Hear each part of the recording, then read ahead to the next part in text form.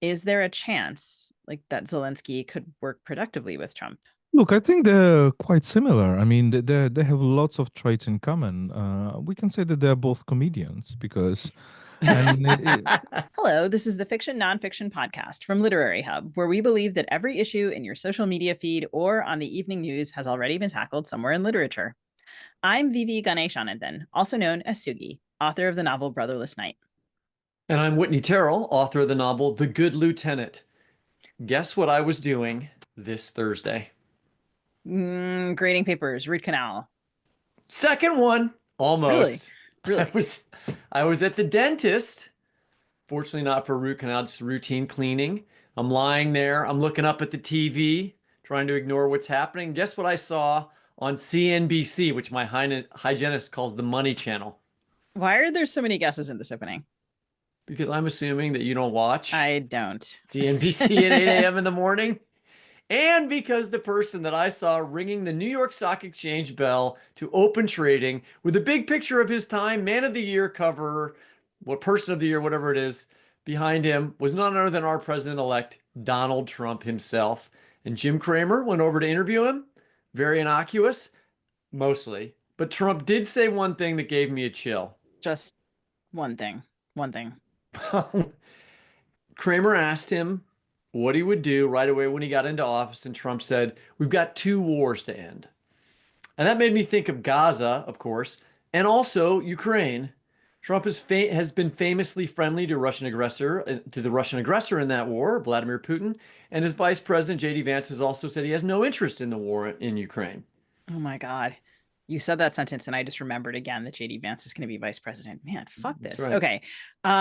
So we decided that we would reach out to our Ukrainian friends and previous guests, Tetyana Ogarkova and Volodymyr Yermolenko, for an update on how Ukrainians are viewing this election and how they think it might affect their war against Russian aggression. Since 2015, Tetyana Ogarkova has been coordinating the international department of the Ukrainian Crisis Media Center. She teaches the history of French literature, theory of literature, and history of European literary avant-garde in Kyiv Mohyla Academy. She also hosts the French language podcast on Ukraine, L'Ukraine face à la guerre. Welcome, Tetyana. Hello. And Volodymyr Yermolenko is a Ukrainian philosopher, journalist, and author. He works as analytics director at Internews Ukraine, as a chief editor at ukraineworld.org, and a senior lecturer at Kyiv Mohyla Academy. He is the editor of the 2019 book Ukraine in Histories and Stories and hosts the podcast Explaining Ukraine, which is at ukraineworld.org. He's received the Shevelyev Prize for Best Ukrainian Essays in 2018 and the Petro Mohyla Prize in 2021. He is also the president of PEN Ukraine. Volodymyr, welcome again to the show. Hello, thank you for having me. Thank you both for being here. This is the third time we've had you on since Russia invaded Ukraine in February of 2022. It's now December of 2024. We're going to talk a lot about U.S. connections to the war, but I really want to just know how the Ukrainian population is feeling now, having lived with this war for so long, compared to a year ago or 2 years ago. Significant changes in the attitude of Ukrainian population because surely enough there is some kind of exhaustion and some kind of fatigue. But basically and fundamentally, there are no changes in the attitude towards this war because it still is a illegal invasion and aggression of Russian Federation against Ukrainian state and Ukrainian people. And Ukrainians still have no other chance than to fight back and to do all that we can do to counter this aggression. And even if we are much less positive now than we used to be in 2022 and 2023, we still hope for the positive outcome of this war, because this is the only possible one, because this war is not just, this war is an aggression, and there is no other reason, no reason for the whole world, I mean, for our partners to accept this aggression as legal or is acceptable. So we have a lot of losses, by the way. We lost personally a lot of friends, also our students. We suffered a lot of problems. I mean, in everyday life, we travel a lot to the front lines, and we can testimony that the population in the front line, they live literally the hell sometimes. And Ukrainian, they are they prove this fatigue, but at the same time, they understand that there is no other way than to continue. I guess, I mean, even in America during the Civil War, another, from my point of view, just war by the North against the South. There were people in the North who didn't, after the dying began, who would have preferred for it to stop. I mean, are there voices in Ukraine who are like, okay, that's enough? Or is everyone still united? I guess everybody is still united because we also have experience of a kind of a ceasefire back in 2014, 2015 with these Minsk agreements in Normandy format. And we do know that if we stop now and then we just stop fighting, it will be just a pause before Russia attacks again on the huge scale. And there's a problem when it comes to all the peace talks and all the talks about negotiations. We do know that Russia will never stop in its attempt to destroy Ukraine as a state and as a nation, because there are a lot of characteristics of this war as a war to make Ukrainians disappear as a nation. So we do understand that all this compromise, what you call compromise, it means death for Ukrainians. It means occupation.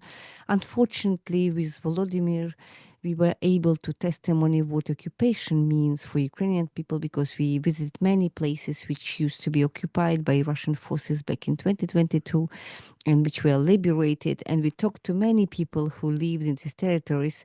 And there is nothing worse in this world than the occupation, because even if you are not personally tortured or killed, this absence of liberty is something is fundamentally wrong for Ukrainian people. And this is not something we would like to leave. And that's why we are more or less skeptical when there are talks about negotiations and compromise and kind of leaving this part to Russia, because for us this is not just some spots on the map. This is real places with real people living in there, and we do have some connections with these people living on these territories. So this is not abstract things, but this is very, very concrete things to us. And so Ukrainians, they do understand what's at stake, and when everything at stake. So this is existential war for Ukraine, and we have simply no right to stop our fight, because there are our children's coming, the next generation, and we have absolutely no right to leave this kind of situation for them to continue in decades.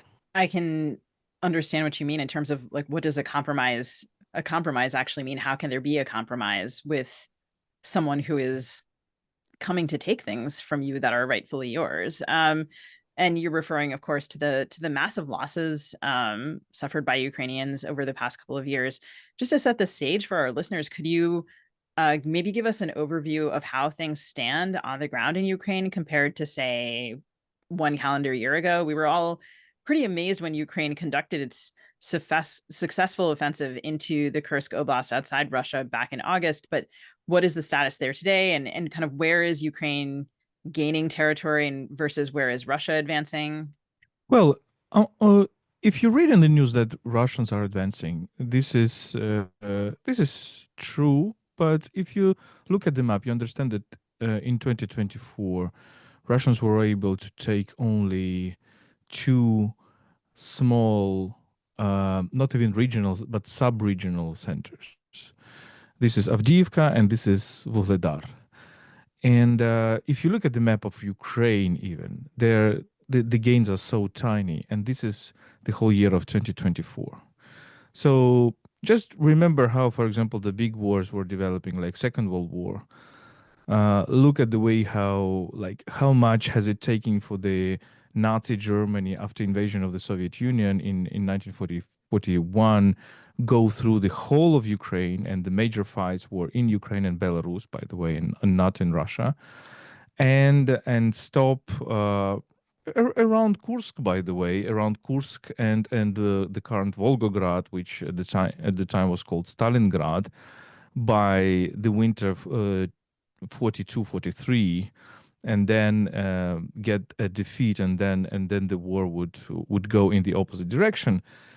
Now, if you take this war currently, and Russians are taking, well, maybe dozens of kilometers per year, maybe hundreds of kilometers per year, well, it doesn't really look big. So the problem is, as Tetyana mentioned very rightly, that of course resources are not comparable. Russia has much more resources, people resources. Russia has much more drones. Russia has much more airplanes, has much more bombs, has much more rockets than Ukraine.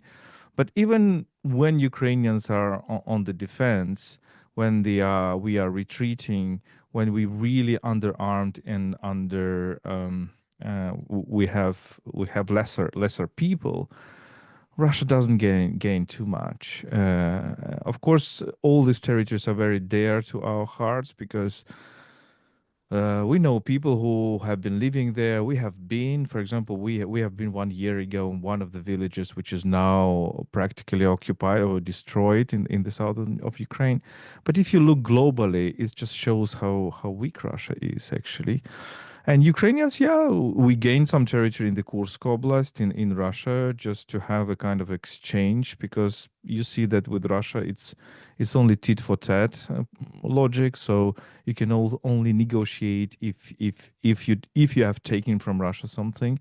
We can only have our prisoners back, prisoner of war, only if we have their prisoners of war. And by the way, our soldiers are telling us that, look, Russians are really eager to become a prisoner of war in Ukraine because they are treated much better as prisoners of war in Ukraine, as Russian prisoners of war, than they are treated back in Russia as soldiers, Russian soldiers. Because if they retreat as Russian soldiers, as in the worst times of the Stalinism, they would be just killed or executed by their commanders.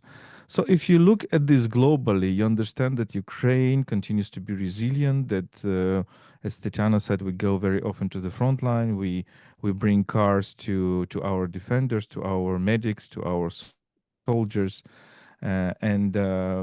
Yes, exhaustion is there. Imagine you're just an ordinary civilian, an engineer, I don't know, stomatologist, a truck driver, a university professor, and you are now for 3 years in the war, in the full-scale war, and some of the people are for 11 years in the war since 2014 or 2015. Of course, there is exhaustion, but there is no readiness to say, okay, we give up, we give up Ukraine's sovereignty, we give up our territories. I think the Ukrainians is really shown the stubbornness and the willingness to stand. And this is kind of, I always say that Ukraine is a nation of despite. So we will continue to fight for freedom despite the unfreedom which is around us. So we should keep that in mind. The left and the right in the United States were united behind the Ukrainian cause very clearly in 2022. But now, as we mentioned in our opening, Democrats continue to unequivocally support Ukraine and aid Ukraine, although maybe not giving as much as they should. While Republicans are split between the neoconservatives who support military aid to Ukraine, they're sort of like what used to be a conservative in America, and the new American First faction of the party, which is represented by Trump, that wants to end U.S. foreign aid pretty much everywhere. What was your experience of watching the U.S. election play out from the perspective of Ukraine? How closely do Ukrainians follow it? Who were they polling for?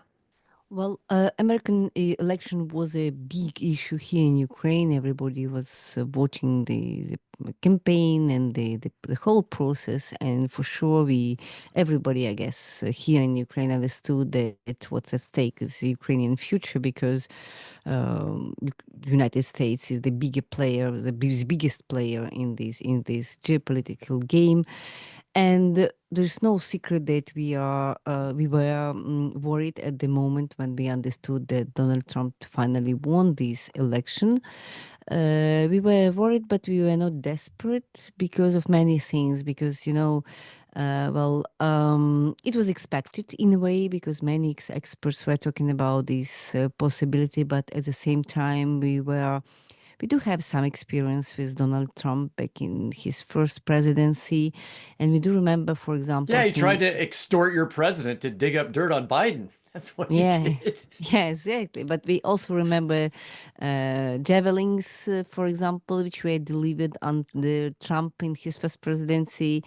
And we also remember, some Ukrainians were kind of bitter at one moment when Biden administration was promising things and they really were arriving, but they were arriving late sometimes, like many things, like weapons, but also like authorization to strike on the against the Russian territory. So all these things. So now we have, so in this last months of Biden's administration, we have billions of American dollars arriving here, in weapons or in other kind of support, and this is precious. And we do thank you, American people for this support. But at the same time, there were significant delay.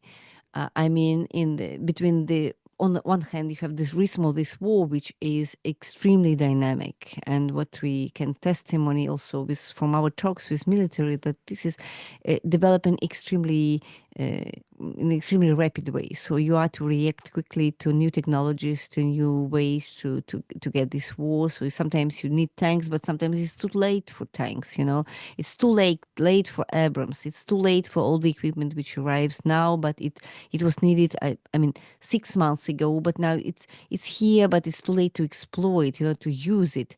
So you need something else, and so this is not American problem. This is general problem of this democratic, also our democratic time. So when you take time to consider things, just to reflect, to think it over, and to react, and this autocratic time, I mean, autocratic regimes like Putin's regime, but also Iran's regime and other autocratic regimes, they have this capacity to react in an extremely fast way, and that's explicitly why they win sometimes.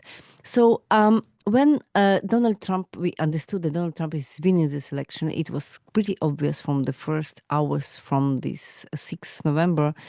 There quite not a lot of people in panic. A lot of Ukrainian experts were saying that we are not so sure about his program because he made some statements, but these statements are not realistic because for example, he told us that he would end this war in 24 hours.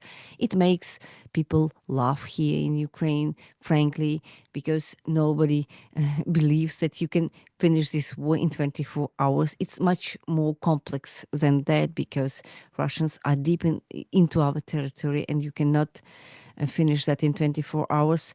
And at the same time, this unpredictability, so the way that Donald Trump is not so sure about his program, it gives us some chances to develop this situation and to improve the situation. So there's also chances in Donald Trump's election, even if it could seem to be catastrophic from the American point of view, at least part of America point of view. It could be a chance for Ukraine and be it Donald Trump or Democratic parties, we still are here. We are still face Russian army, and we still have to fight our enemy on an everyday basis. So, in a way, Ukrainians were also too busy to think only about the American election, but we are too busy to think about our issues. What do we do exactly today to help Ukrainian army? And Ukrainian military were thinking, what do they concretely do today to fight the enemy? So it was not. It was a very troubleshooting news, but in a way, it wasn't a catastrophe. So, of course, as you mentioned, Trump said, he'll end the war in 24 hours. He's promised to end the war before he's inaugurated, practically this. And so this week, NBC News has been reporting that Trump's national security team has been in talks with the Biden administration and Ukrainian leaders to try to find a way to end the war in Russia. And I wonder, is this even possible? We know the 24-hour version is ludicrous, but what sort of end could they be talking about? To you, how would you imagine an end? Well, there is two different things when we talk about the end of the war. So the simple end of the war is not the end of this war, because when Donald Trump is talking about the eventual end of this war, it means ceasefire. It means as if he or American administration or European partners could stop this war by magic, by kind of magic. Would not be the end of the war, because the end of the war for Ukrainians, you know about the Ukrainian victory plan formulated by Volodymyr Zelensky, but basically fundamentally agreed by the most of the Ukrainian population. This is about the restoration of justice. So, and to put the just end to this war, we need at least to restore our territories to the frontiers of the Ukrainian independence, so 91. It's also about many other things, about punishment for Russian Federation for this aggression. And this is not a part of what Donald Trump is talking about when he's talking about the end of this war. We've already experienced this end of the war back in 2015, when there were Minsk agreements and there was a ceasefire. But unfortunately, our Ukrainian experience, it's about how Russia waits for several years, and then it reattacks with even bigger force later on, just using all this time of this so-called end of the war to prepare for a bigger war. So any kind of war which would not mean a total destruction of Russian military machine and restoration of the international law would not mean the end of the war for Ukrainians. So, yes, Ukrainian leadership would try to negotiate. Volodymyr Zelensky would try to negotiate, taking into account what Donald Trump is saying and what the American administration would likely to say after January 2025. But basically, we all understand that there is no other end of this war but the normal, real end of the war would mean the total destruction of Russian military machine. It means for sure authorization to strike, and means also to strike deeply into Russian territory and dismantling of this Russian Putin's regime, and maybe even dismantling of this Russian empire. Because even if Ukrainians get to the frontiers, to the borders of 91, it doesn't mean that Russia would magically stop the war. They will be still able to bombard Ukraine. We are still neighbors. They will be still able to bombard Ukraine with missiles, with all kind of weapons they have, or their allies have, from Iran, of North Korea, etc. So without dismantling of this war machine, there could be no end to this war. And unfortunately, this is not a thing you can achieve in 24 hours, even after what Donald Trump becomes president of the United States. Well, it seems unlikely. I agree with you that the end of the war would be ended by dismantling Putin's military machine, and I think that would be a laudable goal. I don't think that's probably what Trump is at all interested in doing. He has talked about, people here are talking about, like, well, what if there's a ceasefire and then we just give Russia the part of Ukraine that they have right now? I think people imagine that that's what he's arguing. But Volodymyr, on your podcast explaining Ukraine, I heard you explain very, very forcefully why even that solution, which would not be a good one in my view, wouldn't work. It's because Russia's already annexed parts of Ukraine that Ukraine occupies now. And so I wondered if you could explain that to our audience. Yeah, I would like to question several assumptions on which Trump's administration is addressing, as I see the addressing the situation. And I think these assumptions are wrong. The first assumption is actually analyzed by Tetyana, is that, okay, if we have ceasefire, then we have the end of the war. It is wrong, because we already experienced that in 2014, in 2015. First, this ceasefire did not work because Russians were breaking it, but then it actually gave time for the Russians to accumulate more forces and to attack Ukraine again. The second assumption is that you can end the war by lessening the support to Ukraine, because it is assumed by some of the Trump's entourage that it is all about Ukraine, that Ukrainians are guilty in this war. Well, however absurd it might seem. But the problem is that if you actually limit the support to Ukraine, then you give more strength to Russians. And imagine, for example, that that will lead in several years to the fall of Ukraine, which I personally do not believe, because, as I said, Ukrainians are a very stubborn nation, and Ukrainians will continue to fight. And there are also other partners and Europeans, however weak they might seem right now, but they will probably jump in more decisively.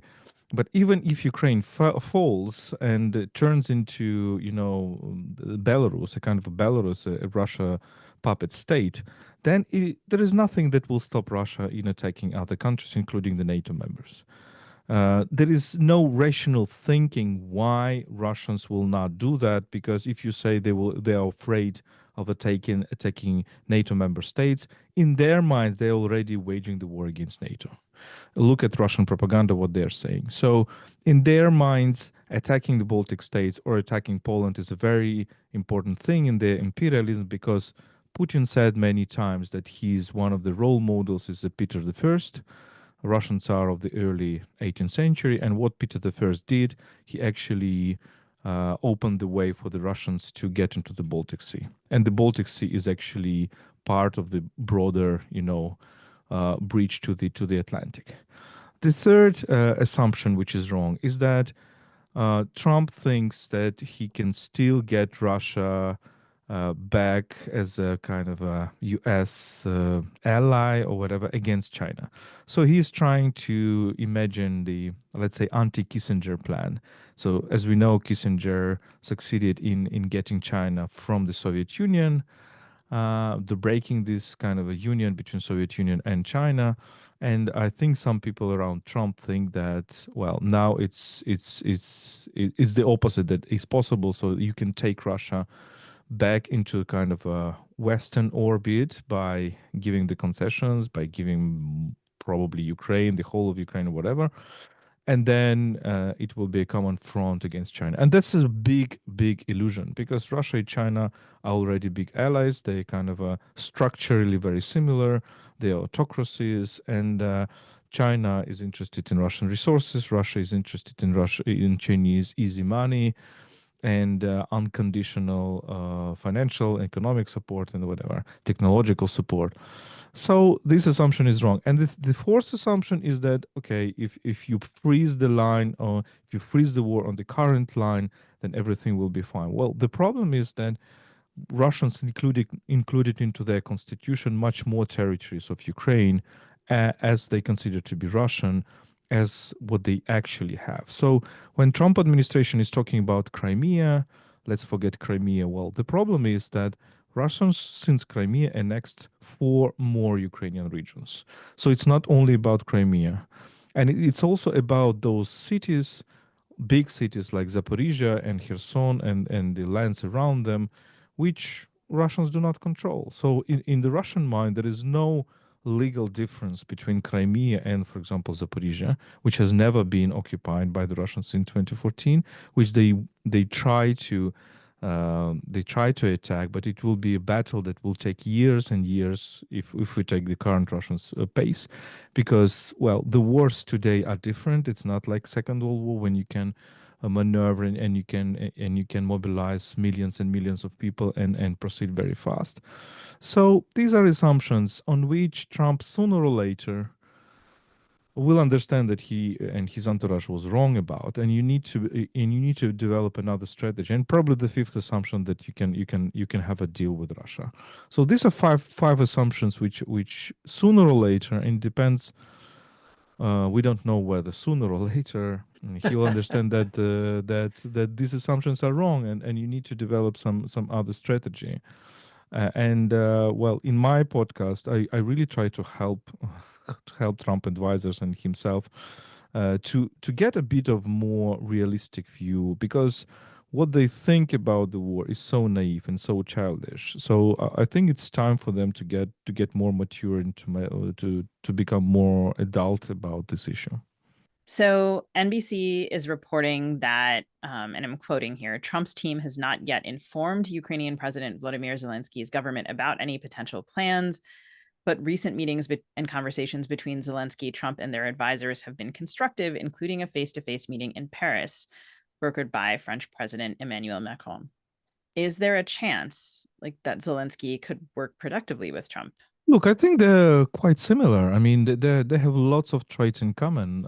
We can say that they're both comedians because, and no, indeed. I mean, and Sure. it's not when I'm saying that it's not pejorative even to Trump, because I hear sometimes people around him, people who are saying, yeah, he's comedian and that's a good thing. So we're really in this theatralization of politics, and both Trump and Zelensky represent this theatralization of politics, that basically you are persuading the crowds not with arguments but with jokes, with some improvisations, with impersonations. Is the way how Trump was impersonating Biden, and Zelensky was impersonating Poroshenko and whatever. So yeah, we are in a weird time. So in the 19th century, it was writers who were becoming the leaders of the nation. In the 21st century, it's comedians or actors. Well, this is the time we are living in. I think that Zelensky was in this impeachment story. He was intuitively, playing this part that I hope Trump appreciated. I think they can get along with each other, and I don't think that there will be immediate. Well, everybody is talking that Trump loves Russia and there is chemistry between them, and people around him loves Russia. Well, we will see what will happen, because there are interest, and the way how the Russian propaganda now portrays Trump, the way how they portray his family, his wife.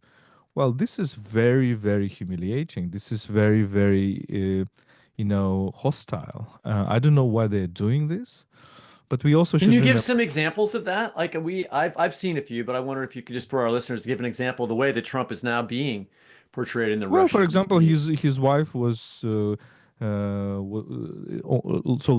are several Saw this. TV shows on Russian TV. On the major TV show hosted by, I think, Skabeyeva, one of the Russian key propagandists. So there was a huge blog about Trump's wife and with her naked photos, and basically the message was that she's just a prostitute, and you know. Up to the, I don't know, up to the very, very low comments about her. Then you have seen in the press, I think Financial Times, one of the businessmen, oligarchs, Russian oligarchs. Although I don't believe that in Russia you have oligarchs, because everything is owned by Putin. But people who have some money, pocket money around him. I think he was Malafeev or somebody else, who said that very, very pejorative remarks about Keith Kellogg's, and when he comes to Russia, then he should. I don't want to quote that, but so we see these hostile rhetorics. We see that it's typical Russian rhetorics, showing that you're a real thug and you will not respect any rules, and thinking that it's actually the demonstration of force. And that it depends on Trump whether he will be intimidated by this demonstration of force, or he will be, on the contrary, offended by this and saying, "Okay, but I will strike back." And let's not forget that the two times when Russians started the war against Ukraine, it was 2014 and 2022. They did it under Democrats. They did the first under Obama, and the second they did under Biden. So in their calculation, Democrats are weaker to respond. And this is also an argument of Trump, if you remember, that he Yeah, would he not let definitely this says war that all the happen. time. Maybe he's right in some aspect. At least we have these facts. At least we have these facts. And I remember the reaction of Obama in 2014 when he was saying, I clearly remember this phrase that there will be costs. Well, this is not. You should not talk with Russia in terms of costs or in terms of economic losses or any kind of losses. This is not the language they understand. They really understand the language of strength. So Obama was definitely very weak on Russia, and Biden was a bit stronger, but probably not as strong as we would like him to be. So I'd like to hear from both of you on this, maybe starting with Tetyana, but following up on what you're saying, Volodymyr, Trump is not, if I had to coin a motto for him, it would be like, help no one but yourself. On the other hand, and so he's not going to support Ukraine because he believes in democratic principles or he believes that aggression from totalitarian countries is bad. I don't think he cares about any of those things, but he would support them if it was going to look bad for him, right? If it would cause negative outcomes for him to not support Ukraine. And he criticized Biden for mismanaging the withdrawal of U.S. troops from Afghanistan. But I would think that standing by as Russian troops made progress into Ukraine due to the end of American support would look bad for Trump, and maybe that was not something that he would want to. He would be alive to the television images that would cause. What do you think about that idea? I think that it's not only about the images on the television, but also about the reality. And fundamentally, if you look at what American interest in globally is, be it Donald Trump or Biden or any other Democrat as a president, so American interest in this war is for justice to be restored and for democracy to prevail. Over these autocratic regimes like Putin's regimes, which violated so many borders and so many rules. We are talking about Ukraine today, but let's not forget about Chechnya. Let's not forget about Syria, by the way, very clear example from the development from the recent weeks, and about other countries, about Georgia as well. So fundamentally, American interest for democracy to be strong also in Europe, and the fact that Putin can do whatever he wants now, so it goes against American interests. That's basically why Ukrainians are not so pessimistic about the future, because as Volodymyr stated it right now, so sooner or later Donald Trump would realize that there is no other way than to stop Putin, because it is not in his interest to be in this weak position and to see the territories and principles, mostly principles, to this dictator, because this war, even if it's sometimes discussed in terms of territories, so Russian captures this territory or set another territory of Ukrainian state, but this is not only about territories, right? This is about something bigger. This is about the right of any state to violate borders, to violate what we call international law, and to consider the world to be kind of a kind of global jungle where anybody who is stronger can do whatever he or she wants, right? So I think that sooner or later Donald Trump would realize that this is not in an American interest to let Putin continue this war, and it would lead him to the necessity to react.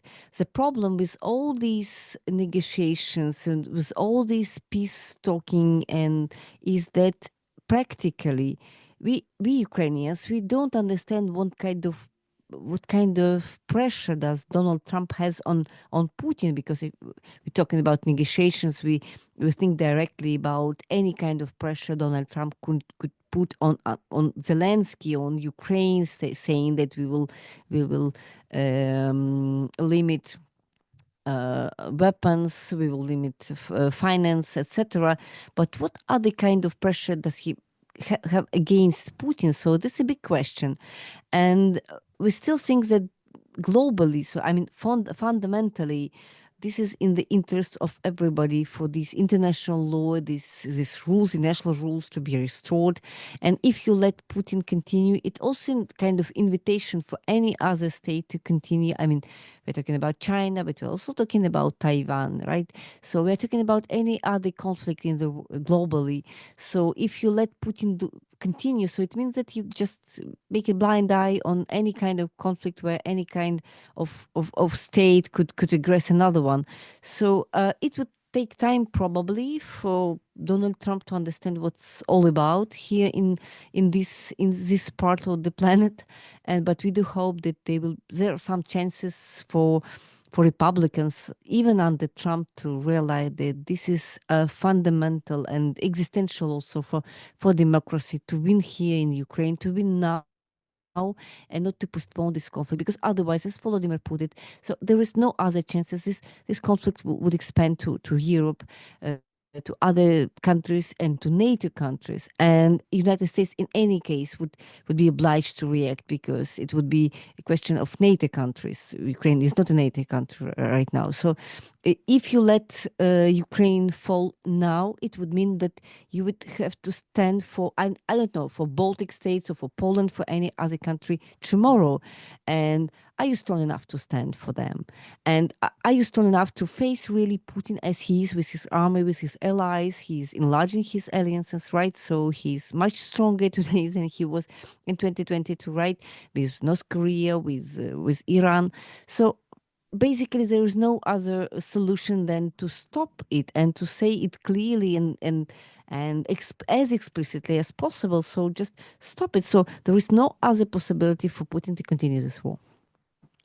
Yeah, and even if we leave aside the language of democracy, right? Because everybody is saying, okay, it's not something that Trump is interested in, but let's describe the situation in terms of power politics. I think this is the language that Trump understands, right? So if he is weak with regard to Putin, will this be good for his image? I think not. So he will need to, well, Putin is a strong man, has an image of a strong man. I don't think, by the way, that Putin is a strong man, but he has an image of the strong man because he is basically living in the country of slaves, or self-imposed slavery, which is now Russian Federation, unfortunately. But Trump is also has this image of a strong man, and I don't think it will be beneficiary for him to look weaker than, for example, Putin, who is the leader of the country, which is much weaker than the United States. But let's think about the wider world. Imagine Ukraine falls. What will happen in the Korean Peninsula? Right now, Northern Korean soldiers are in Ukraine. It's not only about that, they're supporting Russians or whatever. It's about training, because every war is a training ground. Today's war, 2024, is absolutely different than other wars. You need to learn the wars of the future, right? If you want to wage wars, or if you want to wage defense wars, because the world is becoming very dangerous place. There can be more wars if Russia wins here, because every ideas of unviolable borders of international law, they will just disappear.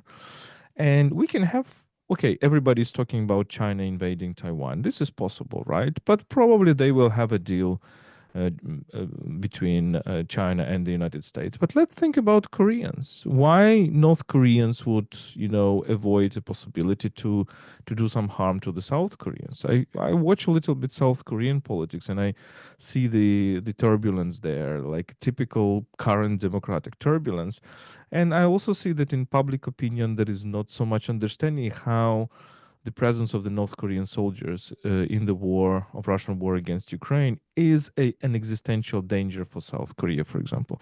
But Americans are much more involved in South Korea and defending South Korea than they are involved in Ukraine. So there is a question mark as well. Let's think about other terms. We are not living in the world of progress of democracies. We are living in the world of new imperialization and new colonization. We are living in the world where, for example, Africa, well, everybody is complaining about European colonialism in Africa, but we are now seeing Russian and Chinese, especially Chinese colonialism in Africa.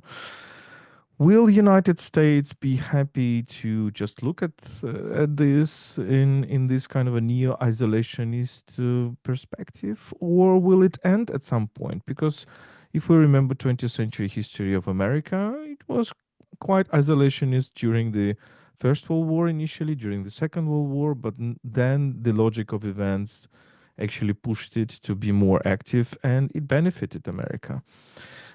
So it's, and when people around Trump are saying, okay, we don't want to spend money on Ukraine. Well, if you look at American GDP, it is still so little money. But if you can imagine that what is happening, let's look in from the perspective since at least 2008 when Russia invaded Georgia. Every new invasion, Georgia 2008, Ukraine 2014, Syria a bit later, and then Ukraine again 2022, the scale was bigger and bigger and bigger. So to stop Russia, you need more and more and more resources. You can stop with less resources, with just a little more pressure, Russia on Georgia, I think. You could just show it that it is not what should be done. It will be more and more difficult to stop it if it's not stopped in Ukraine. It will cost American taxpayers a lot more of money, because America will not be able to stay forever if it sees Chinese and Russian expansion, military, economic, whatever else. So I think I would advise people around Trump and himself, I'm not the person to advise, of course, but maybe they will sometimes listen in their car travel or in the airplane. Sometimes they will go to this podcast and listen. Well, we need to think in a longer term a little bit. Yeah, just a small comment just to reinforce what Volodymyr told us. So if we think in terms of resources, this is exactly what is happening. So with all these delays Ukraine experienced with Western weapons, I mean not only American but also from Europe, it's the exact story. So we did get all the tanks and all the other equipment, but the fact that we got it late, it means that we wasted all these tanks and all these resources without any significant results. So if only we could get all these tanks, I mean Abrams, but also Leopards from Germany, during summer 22, it would be a different result from getting it in summer 23. And we were asking, if I remember, our leadership, I mean Ukrainian leadership, asking for these fighter jets, for F-16 for many months, even more than a year. And then when they arrive, they do have some importance, but they're not that important that, for example, during this counteroffensive in summer 2023. So it means that you pay the same money, but you get no result. So it's sometimes the time criteria is the most important. So you are to act quickly, and you are to... If you like to get a result and you stop this war and to get a result and to get a strong image for your country, you have to act quickly and not to give the same to spend the same resources, but later it would bring you zero result, but you still spend the same amount of money. So in this war, what is important? With Volodymyr, we visited many times frontlines. We talked to our soldiers, and soldiers explain us that this is a matter of time. So if Russians get this type of technology in 4 days, and we Ukrainians, we get it in 2 weeks, it's already a tragedy for us, because the difference between 4 days and 2 weeks is crucial. And we are to get things before Russians get it. So it's a matter of who is quicker. And as our armed forces stated for the 1000th day of this Ukrainian resistance. So all this war is about who stays longer. So we have to keep to keep one day longer than our enemies. So we have to be quicker and to last for one day longer than our enemy. That's why quick reaction and all this reaction to the situation and political decision is extremely important. This is about some radical changes to what we consider to be democratic time. So I do remember this dramatic time for Ukraine when American aid was postponed for 7 months, if I'm not mistaken, because of these debates in the Congress. So it was extremely hard for Ukraine, and we lost a lot. In Avdiivka, what's a direct result of this delay, and it is 10 times harder to reconquer the territory.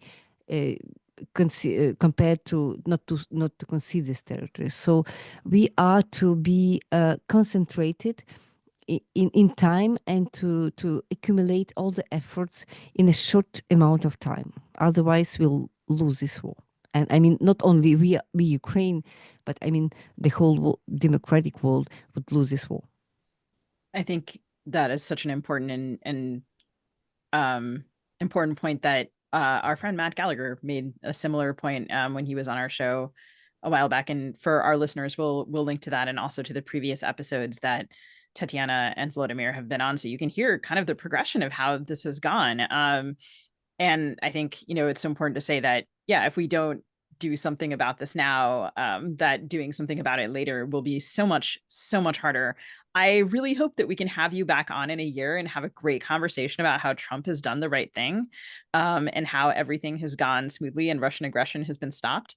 I'm crossing all of my fingers for that. But in the meantime, I'm so grateful for your time and expertise. We really appreciate you joining us again. And listeners, for more, please check out both Tetyana and Volodymyr's podcasts, which we will link to in our show notes. And you can also check out the Ukraine Media Crisis Center and ukraineworld.org, where we first heard Tetyana and Volodymyr. Thank you both so much. Thank you very much. Thank you so much.